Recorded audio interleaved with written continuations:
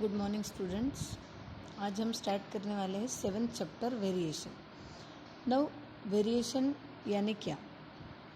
देखो, the statement x and y are in the same proportion can be written as x and y are in direct variation or there is a direct variation between x and y. Using the mathematical symbol, it can be written as x directly implies to y. This is read as alpha. It is a Greek letter used to denote variation. Now इसमें क्या पढ़ा है हमने? देखो, suppose ये example लेते हैं। Number of notebooks है x, हमने कंसिडर किया नंबर ऑफ नोटबुक्स x और उसकी कॉस्ट y. सपोज 12 नोटबुक होते हैं 240 रुपीज़ के. So number of notebook x and cost y. So x is directly proportional to y अगर हमें लिखना है. So x is directly proportional to y. So ये जो है ये है डायरेक्टली प्रोपोर्शनल का सिंबल. इसको अल्फ़ा भी बोला जाता है.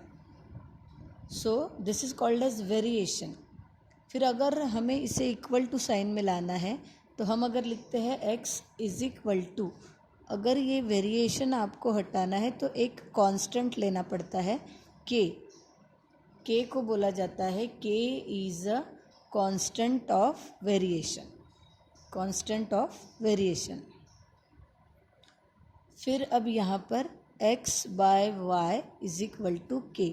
y को इधर ला लिए तो मल्टीप्लिकेशन में था तो शिफ्टिंग के बाद डिवीजन में आ गया. सो ये जो इक्वेशन है इसमें x की वैल्यू रखो 12 और y की वैल्यू रखो 240 is equal to k. So 12 one ज़ा 12 टू ज़ा. So 1/20 is equal to k, यानी k की वैल्यू मिलेगी 1/20. तो देखो यहाँ दिया है, from the above table we see that the ratio of the number of notebooks x and their cost y in each pair is 1/20. 1/20 कहाँ से आया? इस तरीके से x directly proportional to y लिया, प्रोपोर्शनल को इक्वल टू में convert किया तो कांस्टेंट लेना पड़ता है. So x is equal to ky. k is a constant of variation. फिर y को इधर शिफ्ट कर दिया तो वो डिवीजन में चला गया तो x by Y is equal to k हो गया. फिर x की वैल्यू 12 बोली थी, y की 240, तो हमने x की जगह पे 12 रखा, y की जगह पे 240 रखा is equal to k. So 12 one ज़ा 12 टू ज़ा और ये 0. सो k की वैल्यू मिली हमें 120. सो यहाँ पे लिखा है इन ईच पेयर. अब आप सभी पेयर में कैलकुलेट करोगे तो आपको उतना ही मिलेगा. So the number of notebook and their cost are in the same proportion, यानी सभी के लिए k की वैल्यू सेम 1/20 ही आएगी. अब यहाँ पे तो दूसरा नंबर दिया ही नहीं है तो वो कैसे निकालेंगे? तो ये जो k की वैल्यू हमें मिली है 120, हम क्या करेंगे, ये k की वैल्यू इस इक्वेशन में सब्सटीट्यूट करेंगे. सपोज इसको इक्वेशन नंबर 1 दे दिया. सो वो हो जाएगा x by Y is equal to k था, k की वैल्यू मिली 1/20. अब हमें यहाँ पे देखो x की वैल्यू 3 दी है, y की हमें फाइंड करना है. x की 3 है तो हम इस इक्वेशन में x की जगह पे 3 रखते हैं, y की फाइंड करना है तो वैसे ही रखते हैं 1/20. ये जो हमने k की वैल्यू डाल के लिखा है इसको बोला जाता है इक्वेशन ऑफ वेरिएशन. उस इक्वेशन ऑफ वेरिएशन में अब हम करेंगे क्रॉस मल्टीप्लिकेशन. सो 20 इंटू 3 हो जाएगा y इंटू 1, यानी y is equal to 20 into 3 यानी 60. तो देखो यहाँ पे आने वाली है 60 वैल्यू आएगी. अब चेक करके देखो 3/60, इसका आंसर क्या आएगा? 3 वन ज़ा 3, 3 टू ज़ा 6 एंड दिस इज़ 0. 1/20 यानी इनका भी 1/20. उसी तरीके से आप यहाँ पर भी, अब यहाँ पे मैंने x की जगह पे 3 रखा था, आप 9 रख के देखो, एक बार 24 रख के देखो, एक बार 50 रख के देखो, तो आपको बराबर और 120 के साथ इक्वेट करो, सेकेंड की वैल्यू निकालो. वैल्यू निकालने के बाद उनका डिवीजन करके देखो, आपको 1/20 ही मिलेगा. सो 1/20 इज़ कांस्टेंट फॉर एवरी, इसीलिए वो है k कांस्टेंट ऑफ वेरिएशन. सो यहाँ पे हमने क्या पढ़ा? Direct variation. डायरेक्ट वेरिएशन इस तरीके से डिनोट किया जाता है. फिर ये वेरिएशन का साइन निकालना है तो इज इक्वल टू का लगा रहे हो तो कांस्टेंट ऑफ वेरिएशन लेना पड़ता है, वो है k। फिर हम उस y को इधर शिफ्ट कर देते तो x by Y is equal to k। So is the equation form of direct variation and k is the constant of variation. जब हम k की वैल्यू फाइंड कर लेंगे, यहाँ पे रख देंगे, तो ये हो जाएगा इक्वेशन ऑफ वेरिएशन। अब जैसे यहाँ पर एग्जाम्पल दिया है, area of a circle is directly proportional to square of its radius. Suppose area of circle ले लिया ए, और उन्होंने बोला है एरिया ऑफ सर्कल ये डायरेक्टली प्रोपोर्शनल है स्क्वायर ऑफ रेडियस के। तो पहले तो रेडियस लेंगे आर, फिर उसका स्क्वायर करना है, तो रेडियस ले लिए आर। सो अबव स्टेटमेंट की वजह से क्या होगा, area of circle is directly proportional का symbol to square of radius, so R square. So ये हो गया उसका सिंबॉलिक फॉर्म। उसके बाद देखो नेक्स्ट दिया है प्रेशर ऑफ अ लिक्विड, उसको डिनोट किया है पी से।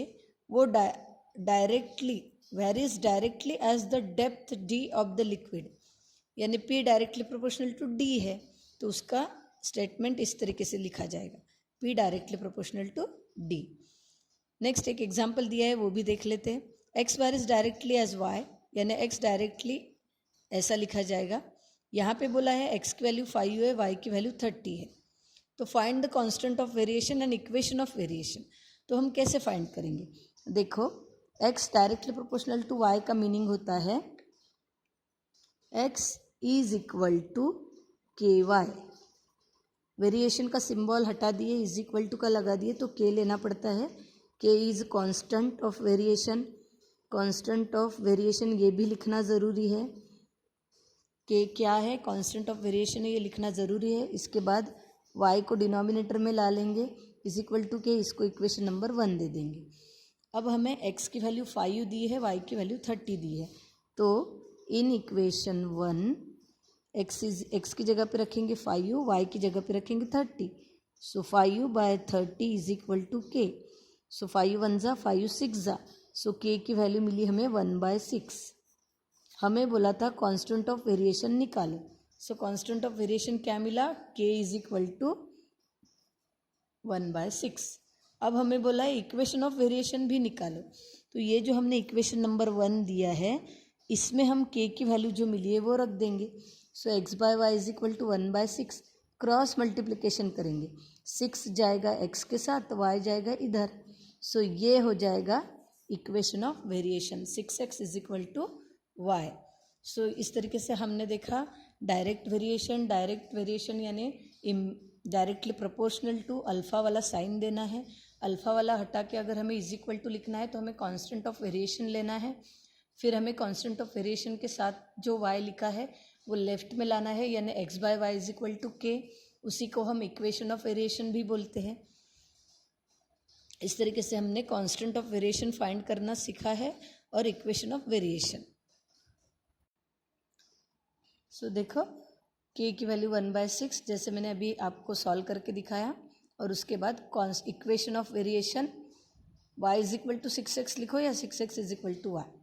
अब सेकेंड क्वेश्चन सॉल्व वाला वो भी पढ़ते हैं। Cost of groundnut is directly proportional to its weight. Cost of groundnut ये directly proportional to its weight है, तो हम cost of groundnut consider कर लेंगे और उसका वेट y कंसिडर करेंगे। So let the cost of groundnut be x and weight of the groundnut be y।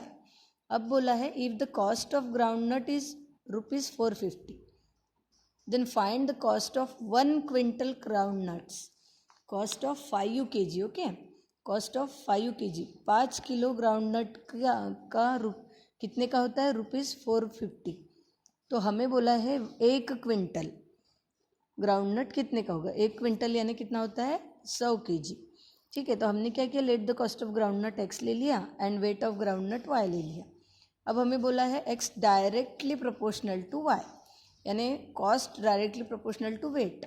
So x directly proportional to y ऐसा लिखा जाएगा। Proportional का sign हटा के इज इक्वल टू करना है, तो k लिया, k is a constant of variation. Now it is given that x की वैल्यू 450 दी है, वेट कितना है 5 kg। देखो cost of 5 kg, okay. So 5 kg के लिए कॉस्ट कितनी दी है 450। सो x की वैल्यू 450 है, y की 5 है, तो k की फाइंड करेंगे हम। x is equal to K Y है, तो x की जगह 450 फिर 5k। 5 जाएगा इसके डिनोमिनेटर में, सो 5 9 जा and 0, so k is equal to 90। Constant of variation मिल गया 90। अब हमें इक्वेशन ऑफ वेरिएशन चाहिए, तो ये जो है इसमें k की वैल्यू सब्सटीट्यूट कर देंगे 90, so x is equal to 90y, so this is the equation of variation. लेकिन हमें ये बोला है कि 1 क्विंटल के लिए कितनी कॉस्ट रहेंगी वो निकालो। सो 1 क्विंटल यानी 100 kg होता है, तो वेट के जगह पे y की जगह पे 100 रखेंगे, so x is equal to 90 into 100, so कितना होगा 9000। So cost of 1 quintal groundnut is 9000 rupees. So इस तरीके से हमने देखा बेसिक्स जो भी था। अब हम पढ़ेंगे practice set 7.1। Right the following statement using the symbolic variation. जो हम सिम्बॉलिक वेरिएशन अभी दिए हैं, ये डायरेक्ट प्रोपोर्शन, इस तरीके से हमें ये लिखना है। First, circumference C of a circle is directly proportional to its radius. तो हम सॉल्यूशन में पहले लिखेंगे circumference of a circle is equal to C and its radius is equal to R। फिर डायरेक्टली प्रोपोर्शनल टू बोला है, तो C is directly proportional to R, ये हो जाएगा उसका सिम्बॉलिक वेरिएशन। सेकेंड दिया है consumption of petrol L, consumption of petrol in a car, वो डिनोट किया है L से, and distance travelled by that car denote किया है स्मॉल d से। तो डायरेक्ट वेरिएशन बताना है, तो होगा L is directly proportional to D। This is the symbolic form of symbolic variation. So इसको हम लिखेंगे कैसा, आपको कॉपी में ऐसे लिखना है, circumference of a circle is equal to C and radius is equal to R। फिर डायरेक्ट वेरिएशन है इसलिए C directly implies R, direct proportional to R।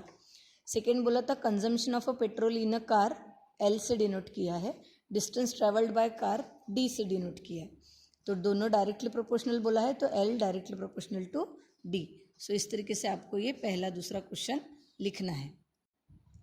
अब हम देखते हैं second question. Complete the following table considering that the cost of apple and their number are in direct proportion.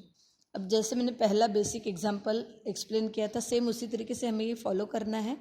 हम लेंगे number of apple is equal to X, cost is equal to Y, फिर directly proportional बोला है तो X directly proportional to Y लेंगे, तो X is equal to K Y हो जाएगा, के कांस्टेंट ऑफ वेरिएशन होगा, फिर X by Y is equal to K होगा, इक्वेशन नंबर 1।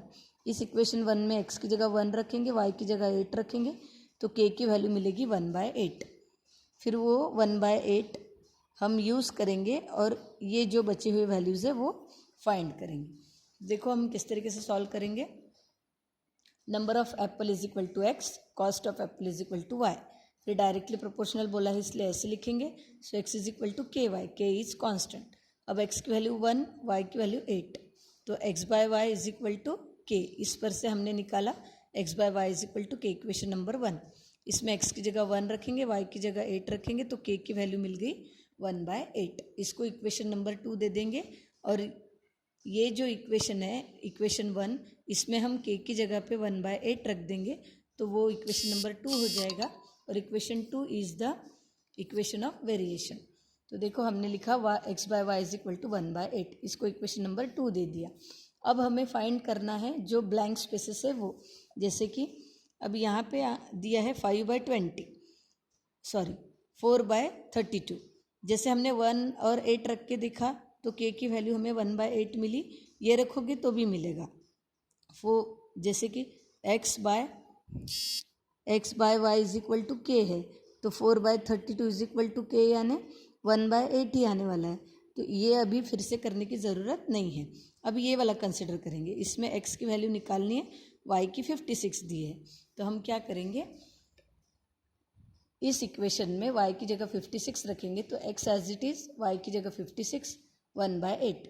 अब यहाँ पे करेंगे cross multiplication, so 8 into X यानी 8x, 56 इंटू 1 यानी 56।